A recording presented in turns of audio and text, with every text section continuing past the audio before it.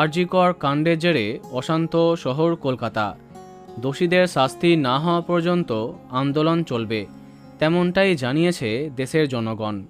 কিন্তু এই সবের মাঝে রোশনাই ধারাবাহিকের সেটে বৈষম্যের শিকার টেলি অভিনেত্রী রিয়া রায়। এর আগে অনেক ধারাবাহিকে তাকে দেখেছে দর্শক।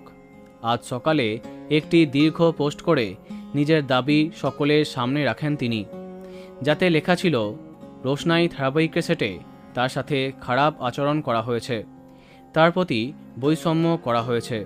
এর জন্য এই ধারাবাহিকের এক্সিকিউটিভ প্রডিউসারের দিকে অভিযোগ করেন তিনি।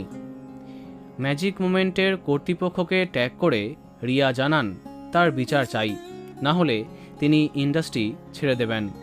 এছাড়াও এক্সিকিউটিভ প্রডিউসারকে এই ইন্ডাস্ট্রি থেকে লাইফ লং ব্যান করবার দাবিও তিনি তোলেন।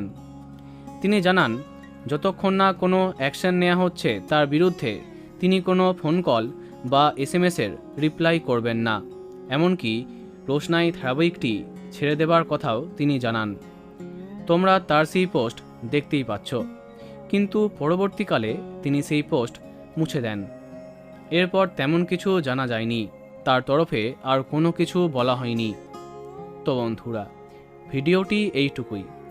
বাংলা বিনোদনের অন্যান্য আরও খবর পেতে সাবস্ক্রাইব কারেন্ট পজ। ধন্যবাদ।